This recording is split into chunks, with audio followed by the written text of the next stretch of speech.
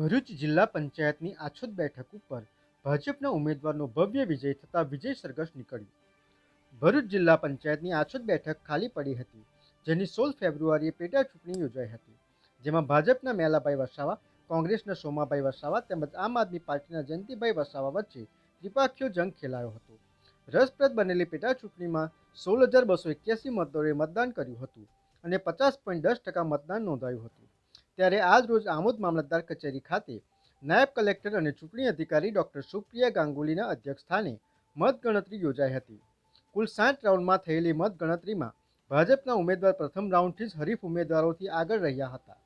જેમ જેમ ભાજપ આગળ વધતો ગયો તેમ તેમ ભાજપના કાર્યકરોએ ફટાકડાની આતશબાજીથી વાતાવરણ ગજવી મૂક્યું હતું.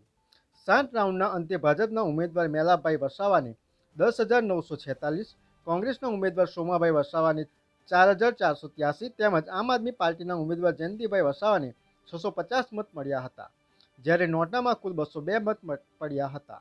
ભાજપના ઉમેદવાર મેલાભાઈ વસાવા 6,463 મતના જંગી બહુમતીથી વિજયી બન્યા હતા. ભાજપના ઉમેદવાર વિજેતા બનતા સૌપ્રથમ ધારાસભ્ય ડી કે સ્વામી તથા ઉમેદવારે ડોક્ટર બાબાસાહેબ આંબેડકરની પ્રતિમાને ફૂલહાર ચઢાવી આશીર્વાદ લીધા હતા અને ડીજેના તાલે ભવ્ય વિજય સરઘસ કાઢ્યું હતું, જેમાં ભાજપના કાર્યકરો અને હોદ્દેદારોએ ફટાકડાની આતશબાજી સાથે ભાજપના વિજયને વધાવી લીધો હતો અને એકબીજાને મીઠાઈ ખવડાવી મોઢું મીઠું કરાવ્યું હતું.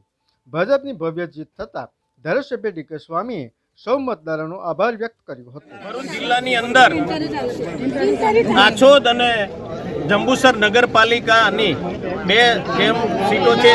આછોદ જિલ્લા પંચાયત તેમજ જંબુસર નગરપાલિકાની 1 સીટનું મતદાન થયું હતું, જેની આજે ગણતરી થઈ છે અને બંને સીટ પર ભારતીય જનતા પાર્ટીના ઉમેદવારોનો ભવ્યાતિ ભવ્ય વિજય થયો છે, જેમાં જંબુસર 471 વોટથી જીત્યા છે અને આછોદ સીટ 6,400 કરતાં પણ વધુ મતથી ભારતીય જનતા પાર્ટીના ઉમેદવારનો વિજય થયો છે. તે બદલ તમામ ભરૂચની અંદર આવેલી આછોદ સીટ અને જંબુસર નગરપાલિકાના તમામ મતદારોના આજના દિવસે હું ખૂબ અભિનંદન આપું છું, ખૂબ આભાર વ્યક્ત કરું છું કે જેઓએ ખૂબ સારું મતદાન કરી ભારતીય જનતા પાર્ટીને વિજય બનાવ્યા છે. EMP news, think positive.